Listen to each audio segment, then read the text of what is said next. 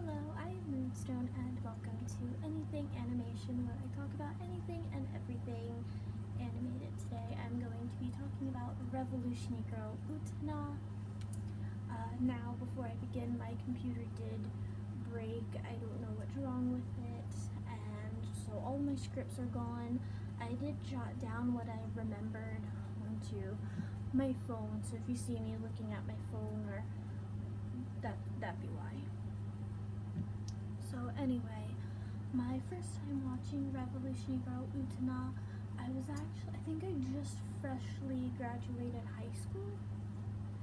And because I remember I was scrolling through Crunchyroll looking for something interesting to watch, and I found Utena and Anthe, another main character.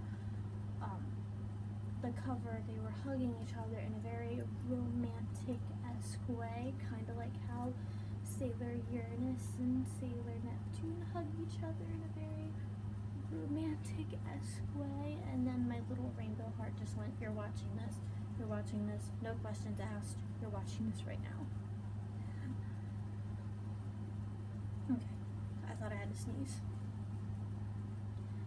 So anyway, I turned it on, and first I was very interested, but then I slowly found myself skipping to the end of the episodes, wondering when the story was going to pick back up, unaware that Revolutionary Girl Utena doesn't really have any skippable any skippable episodes. You have to watch every single one, kind of like Evangelion. You have to watch every single one, no matter how minute it is, because there's a lot of story and plot point and character development that happens in those filler episodes. Even the recap one, we get introduced to a really big important character. So yeah, if you're gonna watch Revolution Girl Utena, you have to watch all 39 episodes, and you can't skip around, no matter how ridiculous or minute or repetitive everything is. So what made me go back to Revolutionary Girl Utena was actually Evangelion. So if you remember in my Evangelion videos, I think I talked about it in the first one, I tried watching Evangelion, I saw it on Netflix, thought it was interesting, put it on, started watching, got very confused, left, and it wasn't until I watched the Rebuild movies I actually started to not only understand what was going on, but actually love Evangelion. It's one of my top animes right now.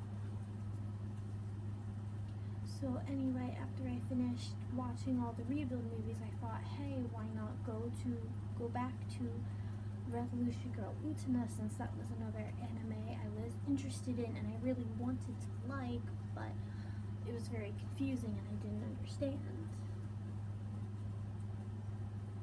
But much like, kind of like Evangelion, I did look up like Revolution Girl Utena, theories, what's going on, because there is a lot of visual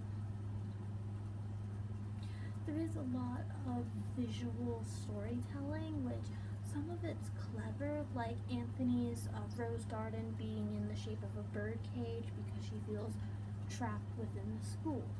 Meanwhile, others is very confusing, like at the very end of the movie, Utena transforms into a pink car like a transformer, and Anthe hops in and they both drive away, which is supposed to represent them finally escaping the school or something. Yeah, so some of the visual storytelling is very confusing, and I think that was a big, I'm confused, I'm leaving for me the first time I watched it. So anyway, when you first watch Revolution Girl Utena, you first meet Utena. We meet her backstory about how both her parents passed away when she was very young, and according to her, a beautiful prince on a white horse just came up to her, asked her, why are you crying, comforted her, and then gave her a rose ring, which is very important, because, yeah, it's very important. Rose rings We gotta pay attention. Gave her a rose ring and told her that this is how you'll find me again. Hops on his white horse and leaves. And from then on, Utena wants to be prince. She wears a boy's uniform because it makes her feel more princely-like. And she looks at being a prince kind of like a job. Like, she doesn't understand a prince is something that you have to be born. You can't become. Maybe there's a way to become a prince. I don't know too much about how royalness works, but I know, like, it's not a job. It's not like a chef or a police officer or a teacher. You can't just wake up and decide to be a prince. You either have to be born one or you have to marry a princess or prince to become one. I think that's how it works. But anyway, Utena's very, I want to be a prince. And then we get introduced to Anthy, another main character, Anthy and Sayonji. So Sayonji and Anthy are both on the student council they're both student council members, and we see Sayonji actually slap Anthy, and Utena sees this and it's like, hey, that's not right. Her princely instincts kicked in. Hey, that's not right. And then Sayonji, he gets all mad and gets all, I challenge you to a duel. And here we get our first duel. So how duels work is they all take place on the dueling ground, which is a secret place. You have to go into the forest after school, and it's a big old gate, and this is where the rose rings come in. You would place your ring on the gate to open it, and then if you have a ring, it'll open up for you. If you don't, then it doesn't, and only true duelists can have a rose ring. So anyway, Utena, she climbs up the spiral staircase. She goes through the gate, climbs up the spiral staircase to the dueling grounds, which has a giant upside down castle just above it, just there existing. How? I don't know. Is it visual storytelling? Probably. Do I understand this visual storytelling? No. But anyway, the rules of the duel are both duelers will get a rose placed on their heart, and it's kind of like fencing rules. You know how, like, in fencing you have to get the person, like, in their heart right here to win? Well, in this duel you have to knock the rose off. And something that I noticed, so every rose color stands for something, and they actually each person has their own distinct rose color. Sayonji is green. Yeah. And green roses represent life, growth, abundance. Utena gets a white rose, which represents youthfulness, innocence, purity, and stuff like that. Well, anyway, Utena somehow, someway ends up winning this duel, which is very strange because Sayonji, not only is he a student council member, he's also the #1 swordsman in the school.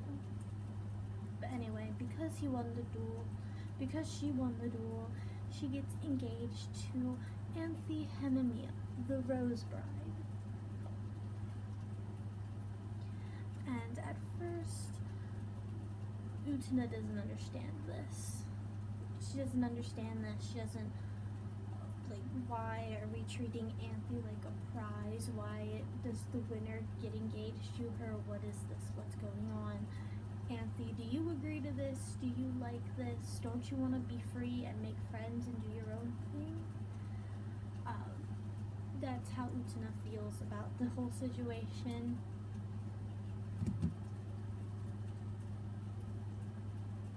And then this actually marks the first arc, the student council arc. So now that Utena is engaged to Anthy, the other student council members are wondering, who is Miss Utena? How did she get a rose ring? Only we can have rose rings because we're duelists. We're student council members. How? Why? I don't understand. Well, somebody has to challenge Utena to get the Rose Bride back so we can continue what we're doing.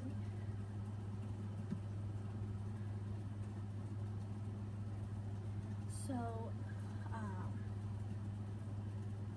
I forgot how to pronounce this guy's name.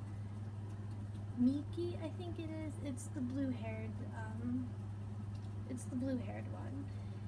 He ends up dueling Utena, and his rose is blue, which represents mystery and pride. He ends up losing. Toga, another member of the student council members, the one with the long red hair, he has a plan.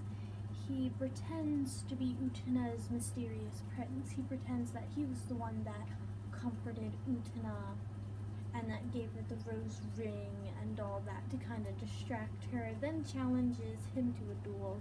His rose is red, which represents love, passion, and romance. That's why you see him everywhere around Valentine's Day. And Utena actually loses this duel because of him pretending to be her prince, and then ends up winning Anthe back, or getting engaged to Anthe. Well, this hurts Utena a lot, because Anthe, so the way Anthe acts is she acts very robotic right now, because whoever she's engaged to, she has to listen to no matter what. If they told her to jump off a bridge, she would have to do it.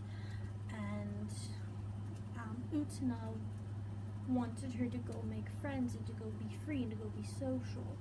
And right now, she was doing that. But then when she gets engaged to Toga, it's like all of that disappeared. And Utena feels very betrayed, but then ends up standing up for herself and challenges Toga to a duel, in which she wins and gets Anthe back.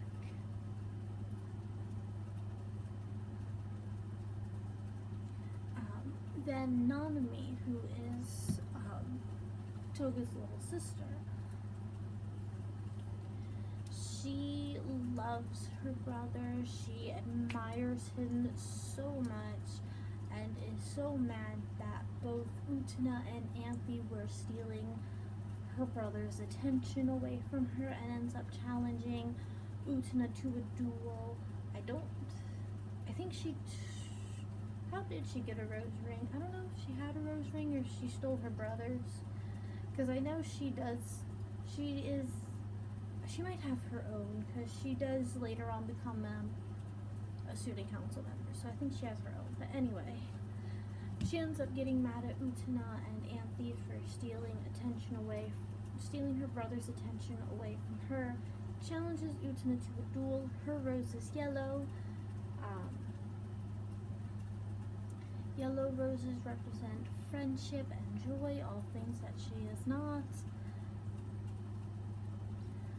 She loses to Utena, and then after a few more episodes, Jury, the final student council member, challenges Utena to a duel, and her rose is orange. Orange roses represent enthusiasm and desire. And she ends up losing too. And then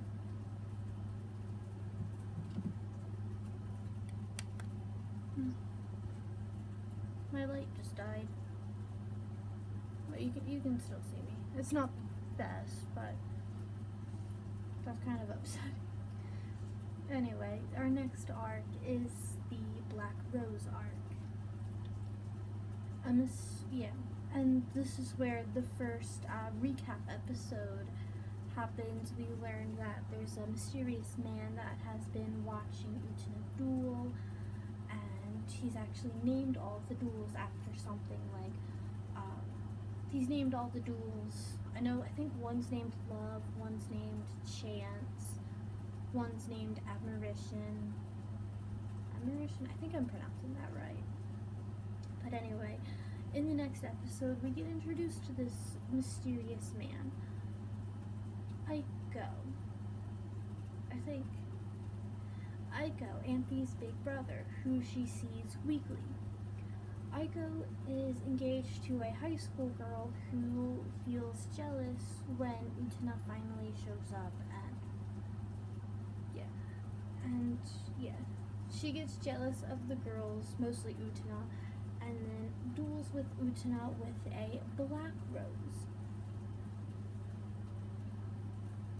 Black roses represent hatred, despair, death, and rebirth, which, depending on your point of view of rebirth, can be either a good thing or a bad thing. And then after that, Maki's twin. After that duel, Maki, the blue-haired student council member, he has a twin, and in the very next episode, duels with Utena with a black rose. Mitsuri, an elementary schooler who has a crush on Nanami, Toga's little sister. He duels with Utena with a black rose. Wakaba, Utena's best friend, duels with Utena with a black rose. And these episodes are like back to back to back to back. Like,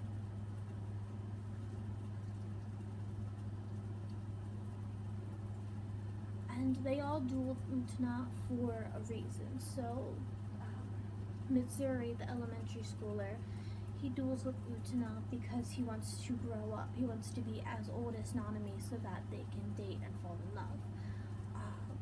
Wakaba, Utena's best friend, duels with her because I think she's jealous of Anthy, if I'm remembering correctly. Everybody has a reason. Everybody they all want something, and then the man who controls the black roses kind of gets in their head and basically tells them if they duel with Utena that they'll get what they want, and that's why so many people are dueling with Utena.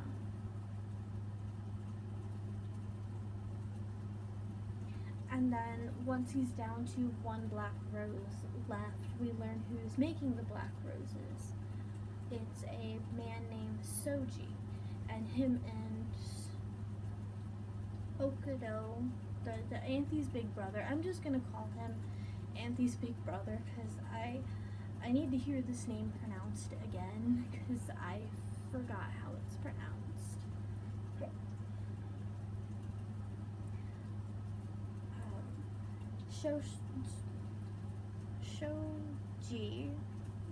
Soji and Anthy's big brother have a history together.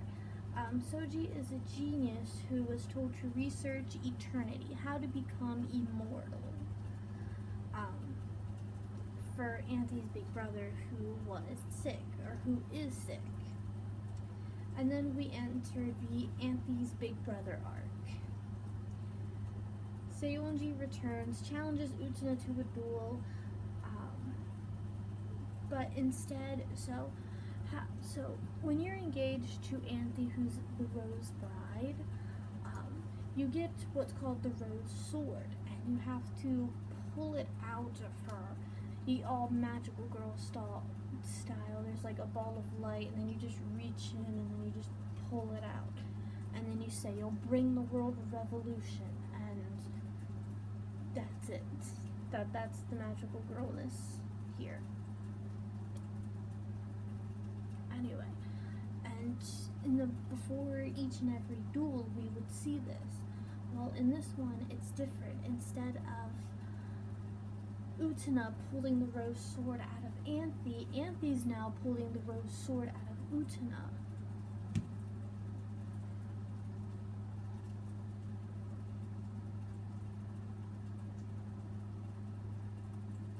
Which should be impossible because Utena's not the Rose Bride. But anyway, they duel. Soji loses, I assume. I didn't write it down. Yeah, we're trying to do a duel. Way around. Yeah. I think. No, he throws the game, doesn't he? Something. I think he, gives up and then loses. I didn't write down what happened. I should have. anyway, with him gone, him using the last of his black roses on himself, it's the end of the Black Rose arc. Was that the end?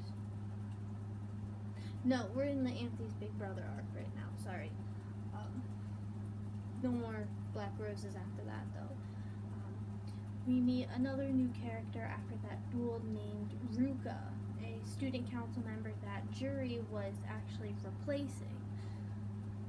He comes back and eventually duels with Utena with a blue rose, mystery and pride. That's what the blue roses stand for, and it's actually quite fitting for him.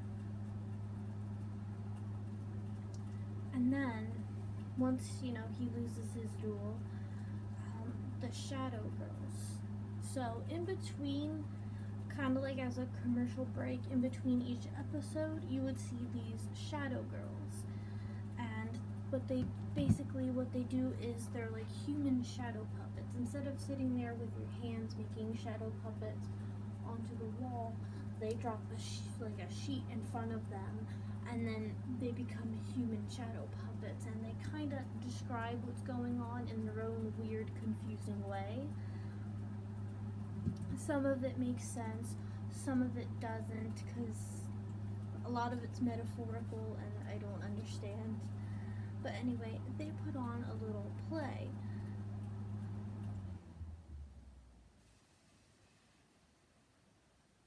Okay? They put on a little play.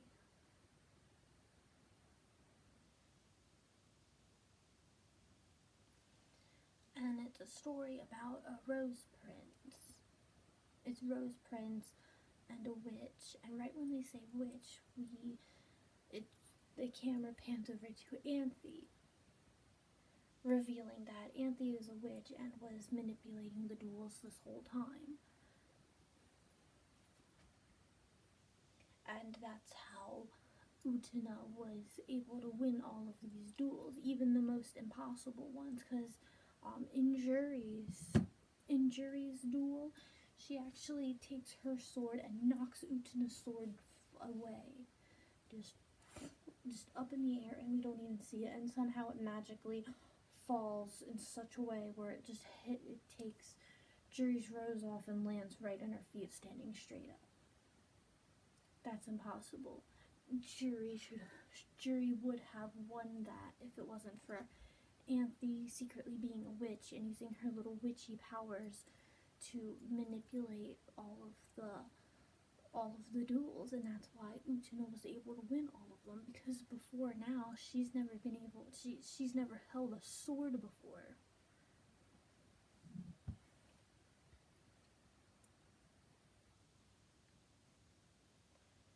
But yeah, so Anthe's a witch. She's been manipulating the duels this whole time in Utena's favor.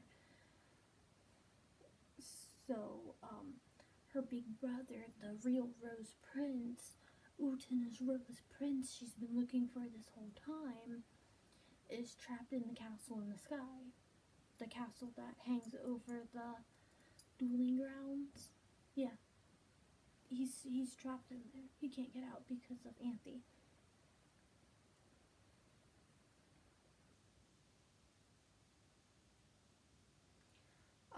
Toga and Soji duel with Utena at the same time and both lose. Anthe's big brother reveals to Utena that he actually is the prince from that many years ago.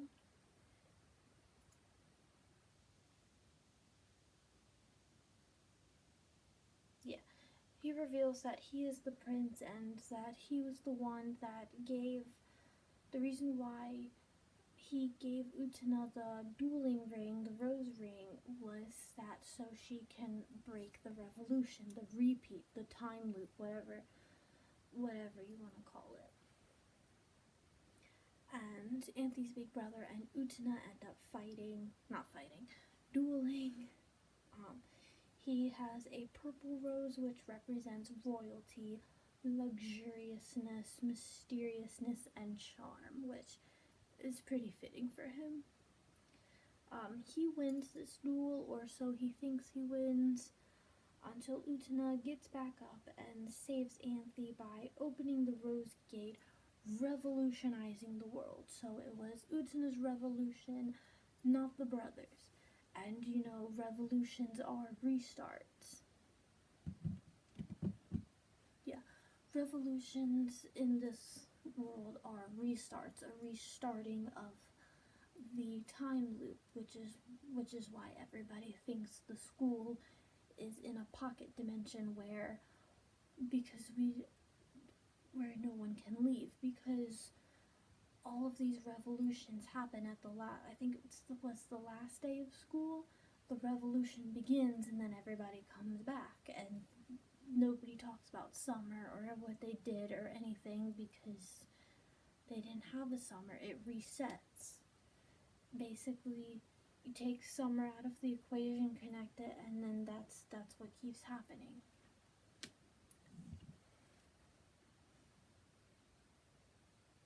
Yeah. So Utena gets up, she runs to the Rose Gate, rips it open, revolutionizing the world, restarting it. And at first,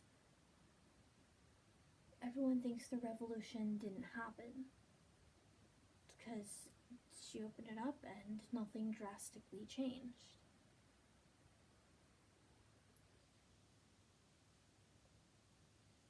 Yeah, Utena's revolution. At first, everyone thinks Utena's revolution didn't do anything, but the students of the school they can come and they can go as they please. They're not stuck in the school or on campus anymore.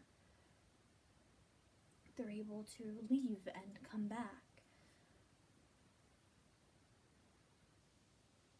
Except Utena is nowhere in sight. After her revolution, that's it. Nothing happened. Like, where'd Utena go? And actually, some of the students forgot she even existed.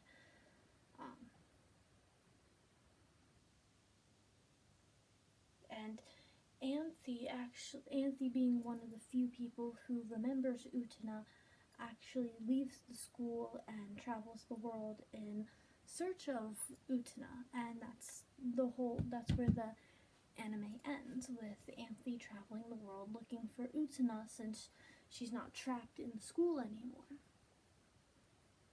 So anyway, and that's the end of the anime. I haven't seen the movie yet. I know you're supposed to watch the anime and then the movie.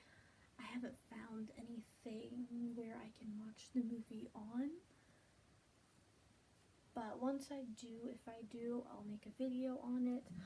Also, one last minute thing. I don't know if this inspired Revolutionary Girl Utena, but I think it did. I wasn't sure where to add this in, so I'm adding it in now. I was on TikTok and I discovered there's a lady named Madame Mansell Mampere. She was born in the 17th century and was an opera singer and a duelist, and apparently she had a habit of seducing women at parties, which made their husbands or fiancés or whatever challenge her to a duel, and she killed 10 men like this. I have no idea if this inspired Revolutionary Girl Utena, but it's just super funny how while I was typing up the script, I took a break and I went on TikTok and I found that. So I think the universe wanted me to put that in this video for some reason, because as soon as I heard of Madame over here, I instantly thought of Revolutionary Girl Utena. Anyway, that is the end. Thank you so much for watching. I'll see you next time. Bye!